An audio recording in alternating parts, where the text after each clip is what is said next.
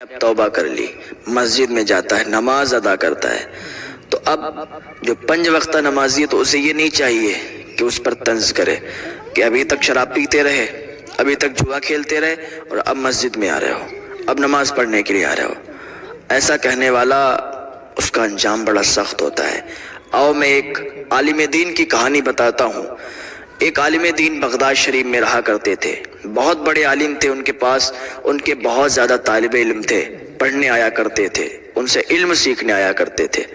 تو ایک دن عالم صاحب کا حج جانے کے لیے پروگرام بنا، تو انہوں نے اپنے شاگردوں سے کہا کہ چلو ساتھ میں چلتے ہیں۔ تمام شاگردوں کو ساتھ میں لیا اور نکل گئے۔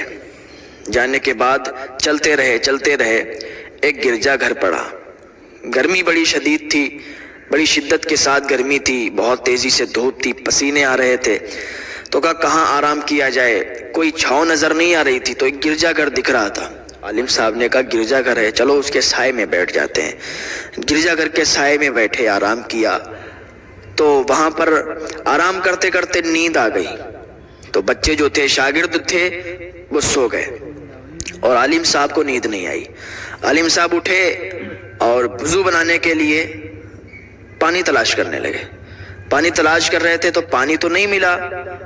گرجا گھر کی چھت پر ایک لڑکی دکھائی دی، بڑی حسین و جمیل خوبصورت لڑکی تھی۔ گرجا گھر پر جب انہوں نے دیکھا لڑکی کو تو اب وہ پانی کو بھول گئے، وضو کو بھول گئے کہ ہم پانی تلاش کر رہے ہیں وضو کے لیے، بلکہ وہ لڑکی کو دیکھنے لگے۔ لڑکی کو دیکھ رہے تھے، لڑکی تو آنکھوں سے اوجھل ہو گئی، لیکن ان کا دل جو تھا اس لڑکی پر آ گیا۔ اب پانی چھوڑ دیا، وضو بنانا بھول گئے، گرجا گھر کے دروازے پر گئے، دروازہ کھٹکھٹایا، اندر سے راہب نکل کے آیا۔ کیا بات ہے، کون ہو؟ کہ میں فلاں جگہ کا فلاں عالم ہوں اور حج کرنے کے لیے جا رہا ہوں، ایسی بات ہے، میں نے ابھی آپ کی جو گرجا گھر کی چھت ہے اس پر لڑکی دیکھی، بڑی حسین و جمیل، بڑی خوبصورت لڑکی ہے، وہ آپ کی کون ہے؟ کہ تم اس لڑکی کے بارے میں کیوں پوچھ رہے ہو؟ تم مسلمان ہو، عالم دین ہو، تم اس لڑکی کے بارے میں پوچھ کر کیا کرو گے؟ کہ بتاؤ تو صحیح وہ کون ہے؟ کہ وہ میری بیٹی ہے۔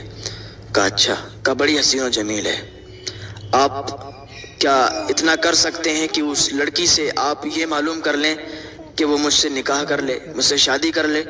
راہب نے کہا کیسی باتیں کرتے ہو، آپ مسلمانوں کے عالم دین ہو اور آپ ایسی باتیں کرتے ہو، آپ کی مجھ سے یہ باتیں اچھی نہیں لگتی۔ کہا اللہ کے بندے، میں کیا کروں، میرا دل اس لڑکی پر آ گیا ہے، میں اس سے نکاح کرنا چاہتا ہوں، اس سے شادی کرنا چاہتا ہوں، ہر قیمت پر میں تیار ہوں، جو وہ چاہے گی میں کرنے کے لیے تیار ہوں۔ کہا اچھا ٹھیک ہے، میں اپنی بیٹی سے معلوم کرتا ہوں، ویسے تو ہمارا دین نصرانی ہے، تم مسلمان ہو، اور ویسے تو وہ راضی نہیں ہو سکتی ہے، اور اگر ہاں کوئی اور ہوتا تو میں اس کی شادی بغیر کچھ پوچھے اس سے کر دیتا، لیکن تم مسلمان ہو، عالم دین ہو، تم پر یہ اچھا نہیں لگے گا۔ اس نے کہا کہ جاؤ تو صحیح، آپ اس لڑکی سے پوچھو، اب میں کیا کروں، میرا دل اس پر آ گیا ہے، وہ جو چاہے گی مجھے منظور ہے۔ کہا ٹھیک ہے۔ راہب اپنی بیٹی کے پاس گیا، اس نے پورا واقعہ سنایا، ایسا واقعہ ہے۔ اس کی بیٹی نے کہا ٹھیک ہے، میں تیار ہوں شادی کرنے کے لیے، لیکن شرط ہے، ان کو بولو کہ وہ نصرانی دین قبول کریں۔ سب سے پہلی بات، نصرانی دین میں آ جائیں، میں ان سے شادی کر لوں گی۔ کہا ٹھیک ہے۔ انہوں نے آ کے عالم صاحب سے کہا کہ آپ نصرانی دین میں آ جائیے۔ بیٹی کہتی ہے میں تیار ہوں، شادی کر لوں گی۔ کہا ٹھیک ہے۔ اس عالم نے فوراً ہی نصرانی دین قبول کر لیا اور اپنا دین چھوڑ دیا۔ جب یہ عالم نصرانی ہو گیا تو راہب نے کہا دیکھو تمہارے پاس مہر کے لیے تو کچھ ہے نہیں، اب تم فقیر آدمی ہو، کہاں سے ادا کرو گے؟ تو کہا مجھے بتاؤ کوئی اگر میرے لائق کام ہو تو میں کمائی کر لوں گا، اور جو بھی مجھے محنت کے پیسے ملیں گے میں ان سے مہر چکا دوں گا۔ کہا اچھا، کہا ٹھیک ہے، 1 سال تک تم خنزیر چراؤ گے، 1 سال تک خنزیروں کی دیکھ بھال کرو گے۔ وہ عالم جس سے خطبہ دیا کرتا تھا اسی عصا سے اب وہ خنزیر چرانے کے لیے جاتا ہے، خنزیروں کی دیکھ بھال کرتا ہے۔ ادھر اس کے جو شاگرد تھے یہ نیند سے بیدار ہو گئے، اور یہ اتنے جلدی ہو گیا، 1-2 گھنٹے کے اندر یہ ساری باتیں ہو گئیں۔ وہ دروازے پر گیا، گرجا گھر کے راہب سے ملاقات ہوئی، اس کی بیٹی سے بات ہوئی، اور ادھر یہ 1-2 گھنٹے کے اندر سارا کچھ معاملہ ہو گیا۔ ادھر شاگرد اٹھ گئے، شاگردوں نے دیکھا کہ استاد صاحب کہاں ہیں، استاد صاحب کو ڈھونڈنے کے لیے نکل گئے. استاد صاحب کو ڈھونڈتے رہے تو گرجا گھر کے راہب سے معلوم چلا سارا واقعہ.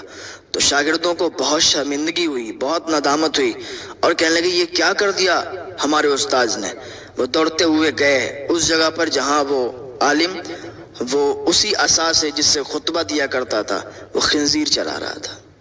گئے, کہا اللہ کا خوف کرو, آپ ہمارے استاد ہو اور آپ یہ کیا کر رہے ہو. قرآن کی آیتیں سنائیں, اچھی اچھی باتیں بتائیں. تو وہ بولا کہ تم مجھے نہ بتاؤ, میرا دل اب اس لڑکی پر آ گیا ہے, اب مجھے نہ بتاؤ کیونکہ تم سے زیادہ تو میں جانتا ہوں. کوئی اثر نہیں ہوا. شاگردوں نے کہا ٹھیک ہے جیسا تم کرو. اسے چھوڑ دیا اور حج کرنے کے لیے چلے گئے. شاگرد جب وہاں سے واپس آ گئے تو انہوں نے صلاح مشورہ کیا کہ چلو دیکھتے ہیں استاد صاحب کا کیا حال ہے, ابھی بھی وہ مانیں گے یا نہیں مانیں گے, ایک بار اور سمجھاتے ہیں ان کو. شاگرد آئے عالم کے پاس اور پھر قرآن کی آیتیں سنائی, پھر دینی باتیں بتائیں, لیکن اس پر کوئی اثر نہ ہوا. وہ خنزیر چرا رہا تھا. شاگرد کہتے ہیں کہ ہم نے استاد صاحب کو بہت سمجھایا لیکن وہ کچھ نہ بولے. ہم پھر اپنا حسرت زدہ دل لے کر ادھر سے واپس ہوئے تو ابھی ہم تھوڑی دوری چلے تھے کہ پیچھے سے آواز آنے لگی. ایک آواز آ رہی تھی, رکو رکو رکو اللہ کے بندو رکو. جب پیچھے مڑ کر دیکھا تو وہ کوئی اور نہیں تھا, وہ ہمارے استاد صاحب تھے.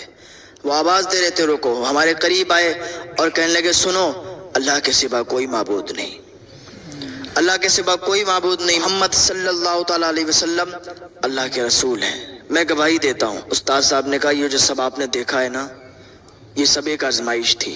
مجھ سے کوئی خطا ہوئی, اللہ تعالیٰ نے یہ کتاب لیا اس کا, اور میں آزمائش میں تھا. میں نے اب توبہ کر لی ہے. جو تم نے دیکھا ہے ابھی تک ان ساری باتوں سے میں نے توبہ کر لی ہے اور الحمدللہ میں ٹھیک ہوں. شاگرد کہتے ہیں ہمیں بڑا خوشی ہوئی, ہم بہت خوش ہوئے اور استاد صاحب کو لے کر اپنے استاد صاحب کے ساتھ پھر ہم بغداد شریف لوٹ آئے. شاگرد کہتے ہیں کہ ویسے ہی اسی طریقے سے ہم پھر استاد صاحب کے پاس پڑھنے لگے. ایک دن استاد صاحب کے پاس پڑھ رہے تھے تو دروازے پر کوئی آیا, دروازہ کھٹکھٹایا اس نے, تو ہم نے دروازہ کھولا تو دروازے پر ایک خاتون تھی, ایک عورت تھی. اس عورت نے کہا کہ ہم آپ کے استاد صاحب سے ملنا چاہتے ہیں, ان سے بولو کہ فلاں راہب کی بیٹی ان سے ملنے کے لیے آئی ہے. جب استاد صاحب کو بتایا گیا تو استاد صاحب باہر آئے تو وہ لڑکی کہنے لگی کہ میں اب اپنا دین بدل چکی ہوں, آپ کے دین میں آ چکی ہوں. میرے خواب میں حضرت علی رضی اللہ تعالیٰ عنہ آئے تھے, انہوں نے دین محمدی کے بارے میں مجھے بتایا, سمجھایا. میں بس اسی ٹائم سے کلمہ پڑھ چکی ہوں. اب آپ کے پاس آئی ہوں, آپ بھی مجھے کلمہ پڑھا دو, آپ کے دین میں داخل ہونا چاہتی ہوں. استاد صاحب نے اس لڑکی کو کلمہ پڑھا دیا اور جب وہ کلمہ پڑھ کے داخل اسلام ہوئی پھر کہنے لگی کہ میں آپ سے نکاح کرنا چاہتی ہوں. تو استاد صاحب نے پھر اس لڑکی سے نکاح کر لیا. تو شاگرد کہتے ہیں کہ پھر ہم اسی طریقے سے استاد صاحب سے پڑھنے لگے. تو استاد صاحب سے ایک بار ہم نے پوچھا کہ حضرت مجھے یہ بتائیں کہ آپ جو اس آزمائش میں پڑے تھے کس وجہ سے پڑے تھے. آ گئی وہی بات نکل گئی جو شروع میں نے آپ کو بتایا تھا. استاد صاحب کہنے لگے کہ بیٹو سنو, یہ آزمائش میں اس لیے پڑا تھا کہ میں جا رہا تھا تو ایک نصرانی دھرم کا انسان آ کے میرے گلے سے لگ گیا. جیسے ہی میرے گلے سے لگا تو میں نے اسے جھٹک دیا, میں نے اسے جھنجھوڑ دیا, دور ہٹا دیا, دور ہٹ, تو جیسا ناپاک انسان میرے گلے لگتا ہے, میرے کپڑے خراب کر دیے.